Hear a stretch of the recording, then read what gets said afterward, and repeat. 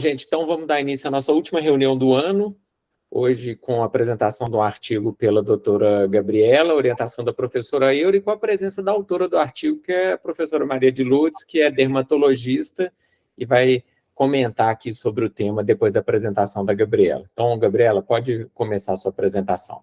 Boa tarde, gente. Meu nome é Gabriela, sou residente do primeiro ano de Ginecologia e Obstetrícia do HC da UFMG.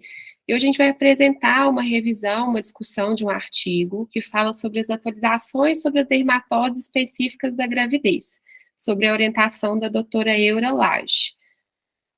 Esse é o artigo que a gente se baseou. Ele foi escrito pela doutora Maria de Lourdes, pelo doutor Geraldo Magela e pelo doutor Henrique Vitor, que está aqui presente hoje com a gente. É um prazer enorme mesmo. E foi uma revisão, né, da literatura que foi realizado recente, em agosto desse ano, publicado em agosto desse ano. E a gente optou por selecionar esse artigo, eu e a doutora Eura, porque muitas vezes são doenças, né, são lesões que a gente vê muito na nossa prática, mas muitas vezes a gente não sabe diagnosticar e nem muito menos orientar a paciente, tratar e até dar o diagnóstico correto dessas lesões. Então, a gente vai fazer uma revisão do artigo selecionado. Bom, primeiro falando um pouco, né, sobre as alterações dermatológicas da gravidez, a gente sabe que tem uma série de fatores que podem levar a essas alterações, seja fatores imunológicos, vasculares, endócrinos, metabólicos, e geralmente eles são divididos em 3 principais grupos. A gente tem as alterações fisiológicas da gravidez, as dermatoses e os tumores influenciados e ou agravados pela gravidez, e as dermatoses específicas da gravidez. Então, o foco da nossa aula hoje vai ser sobre as dermatoses específicas da gravidez, que também é o foco do artigo que foi selecionado. As dermatoses específicas da gravidez são um grupo heterogêneo de dermatoses inflamatórias, de etiologia muitas vezes desconhecida e que tem como característica principal o prurido cutâneo.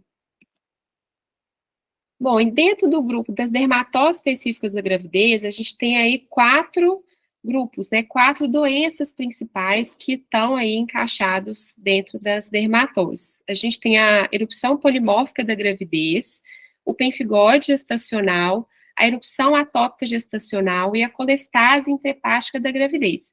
É importante ressaltar que dentro da erupção atópica gestacional, a gente tem 2 grupos que alguns autores consideram como parte da erupção atópica gestacional, que é a foliculite pruriginosa da gestação e o prurido gestacional, mas alguns outros autores consideram como entidades separadas. Então, a gente vai discutir melhor sobre isso quando a gente for falar sobre ela. Agora, começando a falar aí da primeira, que é a erupção polimórfica da gestação. É uma doença ainda de etiologia desconhecida, mas é benigna e geralmente autolimitada. Acomete geralmente as pacientes por volta da 36ª, 39ª semana de gestação, então mais no final aí da gravidez. É mais comum em primigestas e tem uma prevalência de cerca de 1 a cada 200 gestações. E é importante ressaltar também que não há relatos de recorrência nas gestações aí subsequentes. E a fisiopatologia, o que pode-se observar é que tem relação com uma rápida distensão abdominal. Então, pacientes com ganho excessivo de peso, gemelares e feto gig, geralmente tem uma maior prevalência aí nesse grupo de pacientes. Além disso, tem um fator imunológico importante, então a gente viu que tem associação com algumas citocinas importantes, IL-9, IL-33, TH2, e que pode justificar uma prevalência maior também dessa doença em pacientes que foram submetidas à fertilização in vitro e também que estavam em uso prolongado da progesterona. Da clínica, a gente pode observar que essas pacientes geralmente desenvolvem algumas pápulas urticariformes ao longo das estrias abdominais, como a gente pode ver aqui nessa imagem que foi retirada do artigo. A gente vê que formam realmente ao longo das estrias abdominais alguns cordões fibrosos.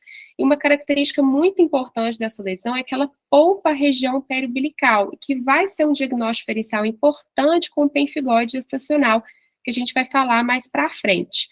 Além disso, podem também apresentar algumas pápulas aí, principalmente em membros. Aqui, nessa paciente, a gente pode ver umas placas, né, que as pápulas podem se confluir, formar as placas, como está destacado aqui na imagem. que podem acometer principalmente os membros, o tronco, as nádegas, e geralmente polpa, face e as mucosas. E também podem ter algumas lesões vesiculosas, né, lesões em alvo, e algumas pápulas policísticas associadas. Além disso, são lesões que persistem por cerca de 4 a 6 semanas na maior parte das pacientes. O diagnóstico dessa doença é clínico. O relato aqui, caso seja optado por fazer o histopatológico, ele vem um achado inespecífico dessas lesões, e a imunofluorescência direta e indireta é negativa, que é também um diagnóstico diferencial importante de outras dermatoses. Aqui a gente tem algumas outras imagens. Essa imagem da esquerda foi retirada de um arquivo pessoal, de um caso que a gente teve no pronto atendimento durante a nossa prática e clínica, que é bem característica também. A gente pode ver aqui a formação desses cordões fibrosos e poupando aí claramente a região periumbilical. E o paciente sempre queixando de um prurido importante aí nessa região das lesões. E aqui a gente pode ver mais dessas placas, dessas pápulas aí, uma lesão um pouco diferente, mas que também é considerado como erupção cutânea da gestação. E é importante falar que essa doença tinha uma nomenclatura que antigamente era conhecida até como PUP gestacional, ou eritema tóxico, ou erupção cutânea toxêmica da gestação, mas que hoje a nomenclatura correta da literatura é erupção polimórfica da gestação, mas muita gente conhece como PUP gestacional. E falando agora um pouco do tratamento, é importante apoio psicológico, esclarecimento de dúvidas e alívio dos sintomas, orientar a paciente a fazer uso de roupas de algodão, hidratantes corporais, e pode-se usar ainda o creme de corticoide de baixa ou moderada potência. E também antipruriginósos tópicos, como a pasta d'água. Em casos refratários, pode-se optar por uso do corticoide oral também em baixa dosagem. É importante orientar a paciente que geralmente tem regressão após o parto que não afeta o prognóstico materno e fetal. E há relato na literatura, a maioria dos autores mostram que logo após o parto, nas primeiras horas após o parto, já tem uma melhora importante e não há relato de recorrência nas gestações subsequentes. Agora, um diagnóstico diferencial importante da erupção polimórfica da gestação, que é o pemphigoide gestacional. É uma doença bolhosa autoimune, pruriginosa, é rara, comete 1 a cada 50 mil a 60 mil gestantes. Ela tem características semelhantes ao pemphigoide bolhoso, e antigamente os autores, há muitos anos atrás, chamavam até de herpes gestacional. A gente vai ver que as lesões aí têm um aspecto vesicular, bolhoso mesmo. É mais comum em multíparas e tem um início mais precoce do que comparado a outra lesão, que por volta de 21 a 28 semanas. E tem uma associação, isso é até muito interessante.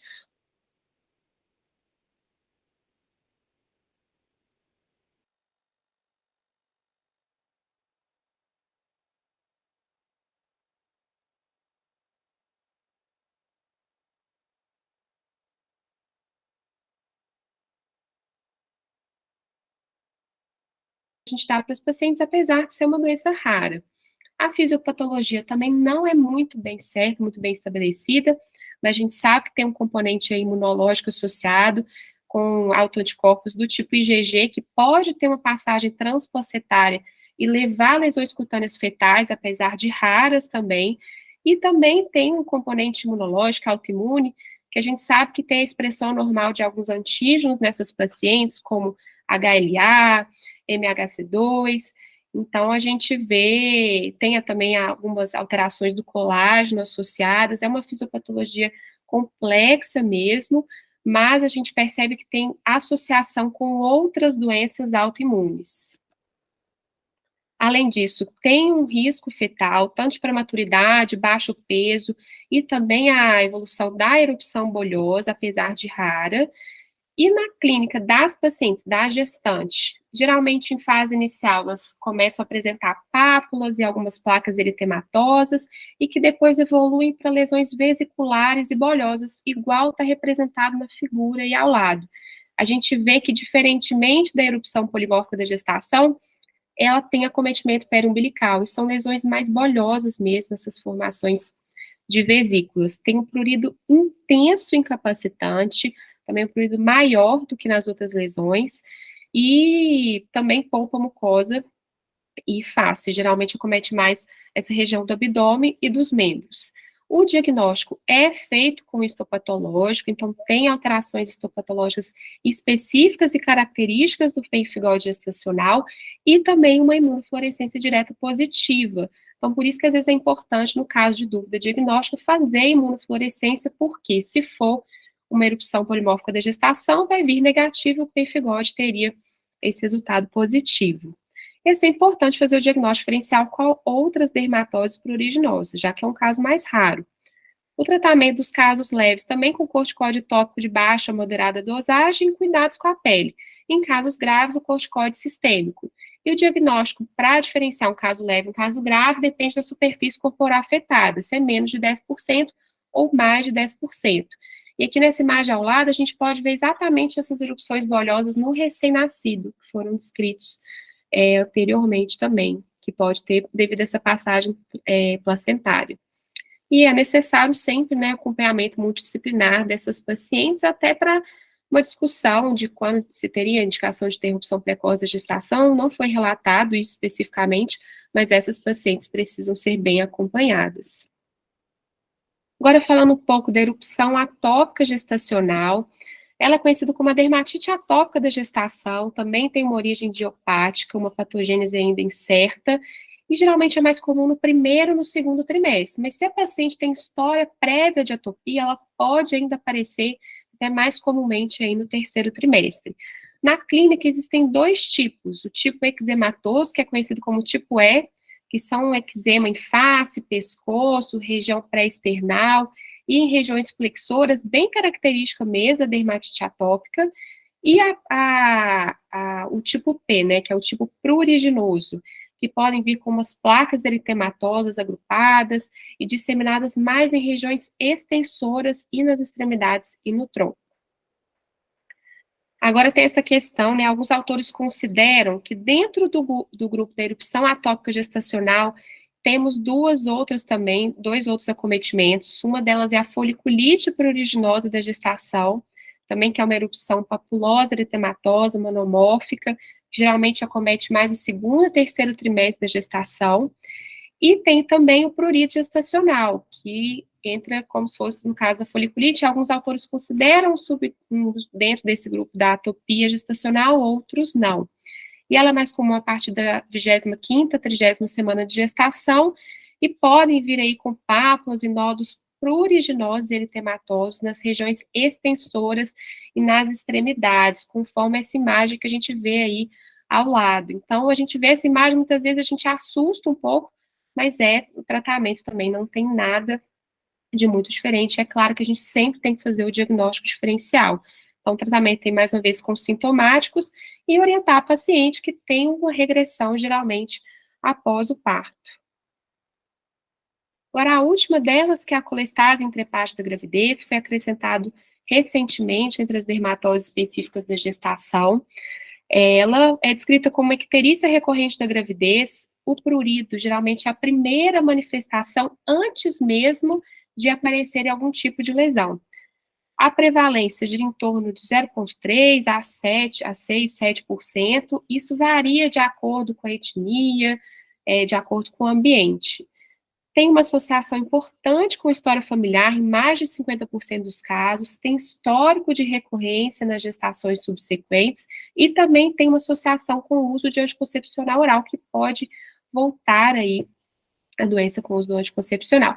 Mais comum também gestações gemelares e tem início aí geralmente no segundo ou terceiro trimestre da gestação. Há também a patogênese um pouco incerta, mas a gente sabe que tem fatores genéticos, hormonais, ambientais, imunológicos associados, e a gente sabe que existe uma alteração aí do eixo estrogênio ácido biliar, que pode levar a paciente a desenvolver a colestase intrahepática da gravidez. Na clínica, essa paciente vai apresentar com prurido cutâneo intenso, persistente, generalizado, que piora à noite, geralmente de início palmar e plantar. Mas às vezes a gente fica preso a essa informação de que necessariamente teria que ter o início palmar e plantar, mas nem sempre isso é uma regra. Mas é algo que a gente sempre tem que investigar e perguntar para a paciente. Além disso, ela pode desenvolver algumas escoriações, algumas erosões e pequenas papas, igual a gente pode ver aqui na imagem ao lado. É importante falar que a icterícia só está presente em 20% dos casos, e em compensação, a colúria e a colia fecal pode estar aí presente em até 50% dos casos. O diagnóstico tem alguns critérios critérios diagnósticos que têm que ser levados em consideração. Tem esse prurido persistente, que desaparece após o parto. Tem essa dosagem de ácidos biliares, geralmente acima de 10. Isso é uma coisa que a gente não usa muito na nossa prática clínica, até eu pesquisei um pouco melhor sobre isso. Parece que tem alguns laboratórios que dosam, né, os ácidos biliares, mas não é algo que a gente tem amplamente disponível, principalmente aí tratando-se de saúde pública. E, claro, também TGO e TGP aumentados e até relato de bilirrubina aumentada, mas não necessariamente essa paciente precisa ter icterícia para fechar o diagnóstico colestase intrahepática da gravidez. O tratamento é com ácido urso desoxicólico, 10 a 15 miligramas por quilo por dia, e em caso de colestase prolongada, pode ser necessário o uso da vitamina K. Aqui a gente vê, deixa eu voltar, uma outra imagem com essas lesões aí parecidas com a da primeira foto. Geralmente, o prurido melhora dentro de 48 horas após o parto e os exames laboratoriais dentro de 2 a 4 semanas após o parto. Tem um prognóstico materno favorável, mas tem risco aí fetal de prematuridade, mortalidade perinatal e até de sofrimento fetal. É necessário acompanhamento adequado e não tem sendo um consenso em relação à interrupção da gestação. Também até pesquisei um pouco melhor sobre isso. Na literatura, fala principalmente que a interrupção da gestação tem muita associação com a dosagem dos ácidos biliares, mas como não é algo tão utilizado na nossa prática clínica, então isso pode ser um pouco complicado. Mas, no geral, o que é mostrado na literatura é que o ácido biliar abaixo de 40, a gente pode manter o acompanhamento, entre 40 e 100 é recomendado interromper a gravidez entre 36 a 37 semanas, e acima de 100, a gente já tem que interromper imediatamente. Na prática, a gente geralmente acompanha a clínica da paciente, então se ela tem uma piora importante do prurido, e os exames laboratoriais, se ela tem uma piora dos exames laboratoriais, também indicada a interrupção da gestação. Aqui a gente tem uma tabela que foi retirada do artigo, que é para realmente resumir aí essas 4 principais doenças dermatológicas, e aí fala um pouco da frequência, quais são mais raras, quais são mais frequentes. Geralmente, a erupção polimórfica da gestação a gente vai ver mais na nossa prática, assim como a erupção atópica da gravidez, as características clínicas de cada uma delas, o diagnóstico, a diferença dos diagnósticos. Na erupção atópica da gestação, a gente tem até um relato de que pode-se dosar, né, o IgE, para diagnóstico, mas na gravidez isso não foi comprovado, não foi demonstrado o benefício de se dosar IgE, e também a apresentação do risco fetal e o risco de recorrência. Isso é bom para a gente ter até para consultar aí na nossa prática clínica. Algumas considerações finais. O diagnóstico, na maior parte das vezes, é em achados clínicos. Alguns métodos laboratoriais para os diagnósticos são pouco acessíveis e às vezes difíceis de serem realizados, e o prurido não deve ser negligenciado. Muitas vezes a gente negligencia isso nos prontos atendimentos, negligencia as lesões dermatológicas, ou às vezes assusta muito com as lesões dermatológicas. Então o diagnóstico correto e conhecer essas lesões são muito importantes. E, além disso, a necessidade de um acompanhamento multidisciplinar com pessoas especialistas e que tenham mais conhecimento nesta área. É isso, obrigada. Obrigado, Gabi. Pode parar sua apresentação. Vou passar a palavra para a professora Eura fazer suas considerações. Obrigada, boa tarde. Peço desculpas que eu caí a conexão aqui bem no início da reunião, mas eu voltei assim que começou. Então, eu quero cumprimentar a Gabriela, a princípio, porque apresentou muito bem, né? Então, a gente escolheu esse artigo, primeiro, porque é importante ter o conhecimento dessas lesões, né? Às vezes aparecem no ambulatório e forma-se aquela junta médica, né, Gabi? Todo mundo opinando para saber do que se trata, e também era uma oportunidade da gente prestigiar os autores, né, que são aqui da UFMG, professor Henrique, a Lulude, nossa querida Lulude. Então, a gente optou por apresentar essa reunião e a gente tem o privilégio de ter a Lulude aqui entre nós. Se ela puder contribuir de alguma forma, a gente agradece muito. Mas, será que ela... Ah, tá aí. Opa. Acho que entrar aqui também. Peraí. Pois é. Primeiro falar que é ótimo estar sempre aqui, né? Com essa turma boa que a gente gosta tanto. E ver tanta carinha nova, né? Porque aí está cheio de carinha nova que eu não conheço. E a apresentação da Gabriela foi ótima, muito boa, né? E o que eu queria dizer é que esse artigo ele é bastante sucinto, né? Por quê? Porque tem um número, ele foi colocado na revista e tem um número que a gente podia colocar 2 fotos, uma tabela, e é um assunto bem vasto, né? Então, dentro daquele contexto, a gente tentou resumir ao máximo, né? Então, em relação a Gabriela apresentou muito bem, foi fantástico, mas eu queria falar algumas coisas. Até 1982, era uma miscelânea. Ninguém entendia nada de dermatose específica da gravidez, por quê? A gente pegava um livro-texto, um artigo, às vezes no mesmo capítulo, tinha, assim, 3 nomes diferentes para a mesma doença, né? Eles descreviam, falava essa, sendo que aquilo tudo era a mesma coisa. Então, em 82, a partir de 82, 83, Ron Black, são 2 autores ingleses, eles foram fantásticos. Eles reuniram, é uma experiência grande, né? Eu tenho até um amigo que ela ficou lá no serviço dele muitos anos, e eles se reuniram e fizeram uma classificação em 4 grandes grupos, que era a erupção polimórfica da gravidez, o pemphigoide gestacional, a foliculite pruriginosa da gravidez, e o prurigo da gravidez. E a colestase como principal diagnóstico diferencial. Isso, para quem trabalha com essas doenças, eles foram perfeitos, porque é assim que eu enxergo as dermatoses específicas da gravidez. E passa um tempo, os autores assim que trabalhavam, foi vindo uma geração mais nova, e reclassificaram as dermatoses específicas da gravidez e colocaram o eczema atópico da gravidez como uma entidade separada e jogou essas duas, a foliculite e o prurigo. Só que, para quem trabalha, para quem já viu muitos casos disso, são coisas totalmente distintas.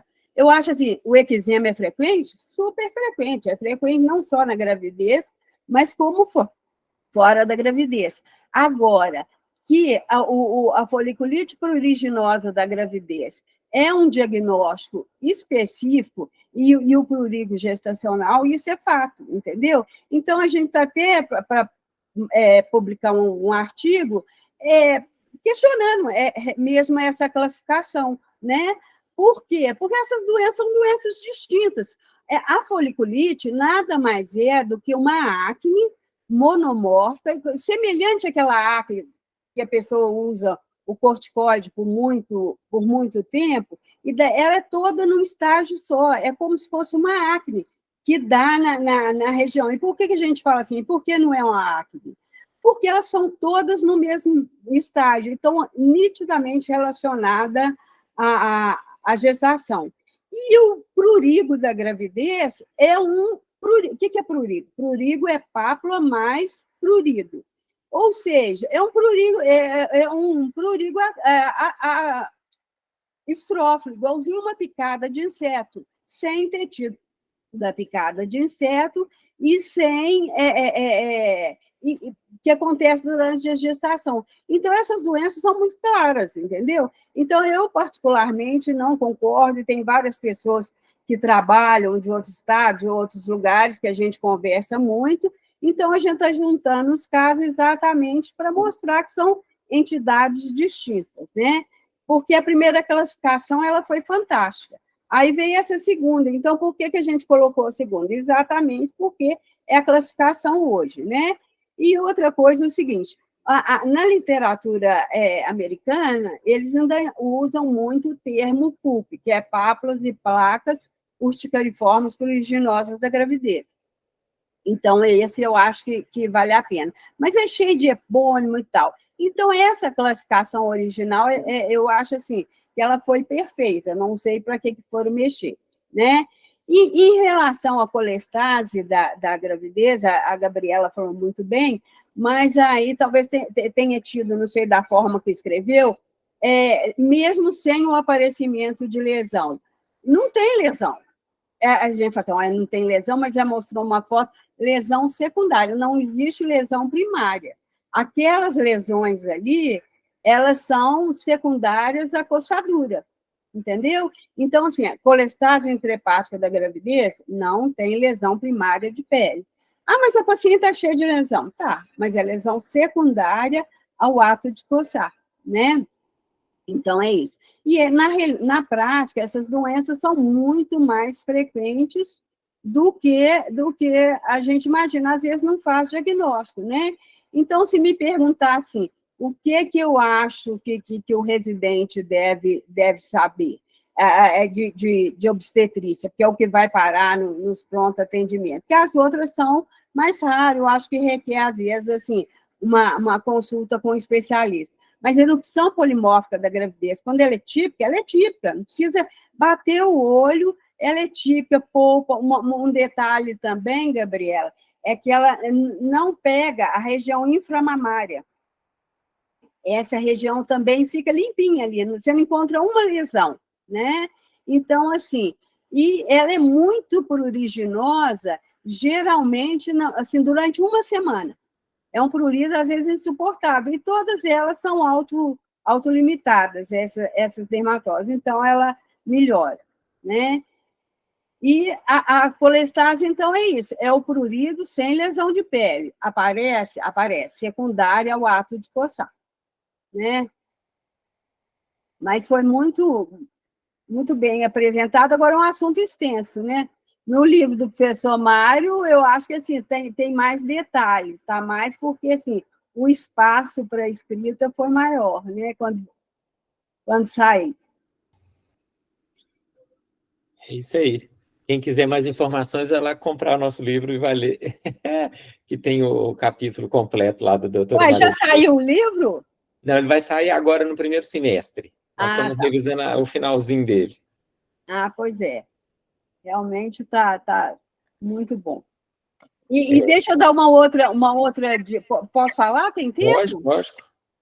Uma outra dica que, assim, isso foi uma observação clínica durante esse tempo todo, né, acompanhando gestante, isso é uma percepção minha, o prurido da colestase, ele é um prurido que ele aparece, é mais noturno no início, em palmas de planta, depois estende, né, para todo o corpo e tal. Mas o que acontece? Uma característica importante é que ele é desencadeado pela pressão. Às vezes, a pressão do elástico da roupa íntima.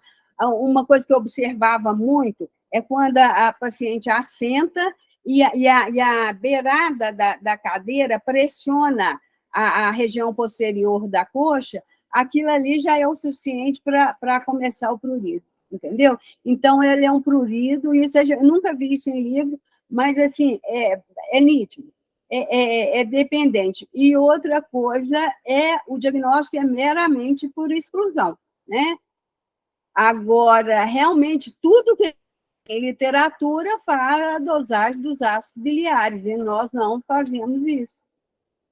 No nosso meio, eu não sei o porquê, também já pesquisei em laboratório particular, demora muito para sair o exame, entendeu? Porque isso é um exame que a gente precisa para ontem, né? Às vezes que eu tentei pedir também foi muito demorado, demorou mais de 2 semanas para a gente ter o resultado. Então, aí já perde um pouco o sentido, né? Eura, quer fazer algum comentário? Sim. Primeiro quero agradecer a Lalude, né, por estar aqui com a gente. Um privilégio poder te ouvir. Estávamos todos com saudades, viu, Lalude? Seu nome é muito citado no ambulatório, viu? Pois é. Eu vou voltar. Bom, esperamos. Vou voltar. E assim, é um artigo sucinto, sim, mas é muito importante porque ele reúne as informações principais, né? Um ponto de partida para outros estudos, né, Gabi? Então, eu acho que é válido nesse sentido. E eu gostei muito quando vocês chamam a atenção bem na conclusão, né, para a gente não negligenciar essa queixa, né, de prurido nas gestantes, principalmente quando ocorre depois do segundo, terceiro trimestre, né, porque é bem provável que esteja associada a alguma doença e também porque piora muito a qualidade de vida da gestante, né. Então, eu achei essa informação muito importante para quem está começando, né, Gabi, para o residente nunca negligenciar. Prurido sem lesão primária de pele, sem lesão de pele, a gente tem dois tipos. O prurido, que é causado por lesão dermatológica, aí você vai procurar alguma doença, e o prurido que não tem, você vai procurar uma causa sistêmica, algum outro motivo para ter esse prurido, né? Então, a colestase é isso, é um prurido que não tem lesão primária. Agora, tem um detalhe que eu já vi muito também. O ressecamento, a xerose cutânea, ela também é uma causa de prurido. Às vezes, não tem, mas aquela pele está até trincada de seca. Por que o idoso tem mais prurido? Porque tem a pele mais seca, a pele mais ressecada. Então, às vezes, assim, não tem uma doença dermatológica específica, mas às vezes só hidratar aquela pele é o suficiente, né?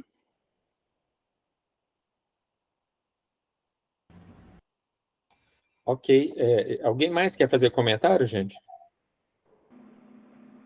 Saudade de você, Lud. Schneider e Clóvis. E eu estou com saudade, só isso. Tá. Pelo Lud. Clóvis. Eu também estou com saudade, viu, Lud? Mas de qualquer Pois forma, é. eu Achei ótimo ver essas carinhas todas, tanto as antigas quanto as mais novinhas que eu não conheço, mas eu vou conhecer em breve. Em relação à colestase, eu queria trazer uma contribuição, né? A gente recebe muito caso encaminhado, né? Por causa por você ter um convênio amplo, né? Que hoje pega 50% da população, né? Mais de 1.500 associados da Unimed, né? Então a gente recebe muito caso em relação a isso e o nosso acompanhamento dessas pacientes, eu vi com o passar do tempo ser desnecessária a utilização dos sais biliares, né? Hoje se a gente tiver queda progressiva de enzimas hepáticas, né? Então é o suficiente para a gente ver que a doença está sob controle, né? E se a paciente está assintomática, né, ela está sem o prurido regrediu por completo, você conseguiu controlar com o medicamento, não há necessidade sequer de solicitar as enzimas hepáticas, que elas vão estar muito próximo do normal, né? Vão estar ali em 70, 50, né? Então, controle clínico. A paciente está bem, pode ficar tranquilo, pode levar a gestação a termo, é só não inventar moda de suspender o ácido úrico desoxicólico, né? Então, do meu ponto de vista, apesar a gente não precisa ficar frustrado de não ter os ácidos, os sais biliares disponíveis. É só essa manifestação que eu queria fazer. Eu concordo com o Clóvis, que a gente vai adquirindo uma experiência, né? Vai tendo, é lógico. Eu acho que assim, é uma doença que é multidisciplinar, sim, porque é um diagnóstico por exclusão. Inclusive, quando a gente tem dúvida, tem que recorrer ao hepatologista.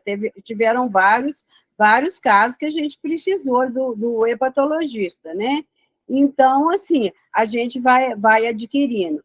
Mas, às vezes, por isso que o acompanhamento é muito importante por parte do obstetra, né? Em todos os sentidos. Acompanhar todos, fazer...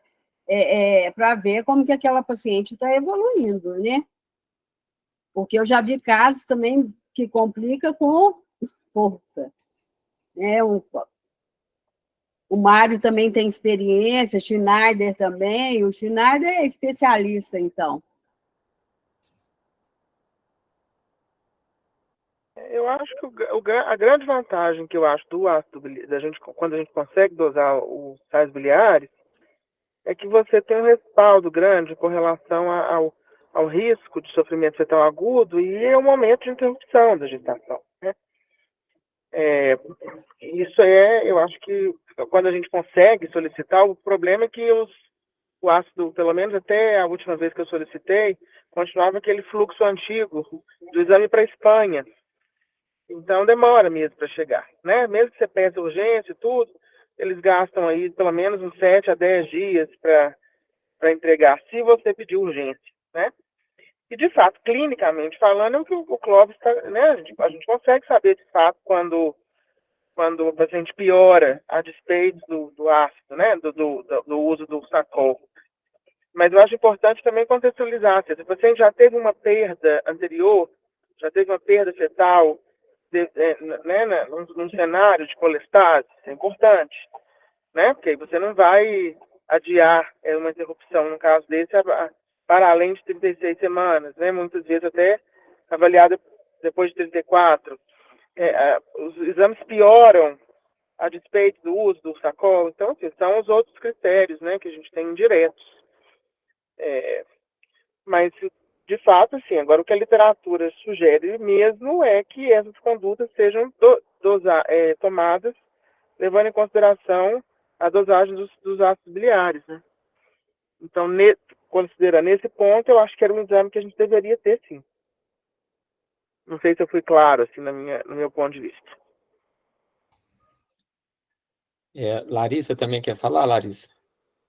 Tem estudos atuais, umas meta-análises enormes, com um número enorme de pacientes, mas tudo baseado nos ácidos biliares, todos, o prognóstico, tudo. Então, a maioria conclui falando da importância da dosagem dos ácidos biliares, né? Mas com a experiência, né? Mário, Schneider, né? Professor Henrique, todos eles sabem o momento certo. A Larissa quer fazer uma pergunta? Bem rapidinho, só mudando um pouquinho de assunto, teve um RN que nasceu com a gente há um tempinho atrás, que ele apresentava umas lesões vesiculares, bolhosas, e a mãe não tinha nenhuma manifestação na pele, né, no momento do parto. E aí eu fiquei na dúvida se podia ser um pênfigo gestacional, né? Sendo que depois, o pemphigoide gestacional, depois eu acompanhei ele durante a internação, eles investigaram causas infecciosas, não acharam nada.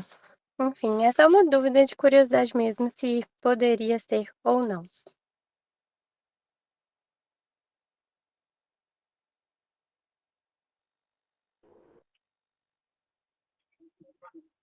Eram várias bolhas, Larissa? Sim, eram várias bolhas, pelo corpinho todo, assim. Bolhas, não era uma base tão eritematosa, mas ele nasceu. E você chegou a acompanhar depois que eles, de repente, fizeram um diagnóstico, sei lá, de epidermólise bolhosa, que tem graus diferentes também, né, no caso? Ah, sim. Já que Assim, eles excluíram as causas infecciosas mais prováveis, né? Que é um caso interessante da gente procurar o segmento, né? Deve ter ido para o ambulatório lá de dermato, no né? ambulatório eu não cheguei a olhar, não.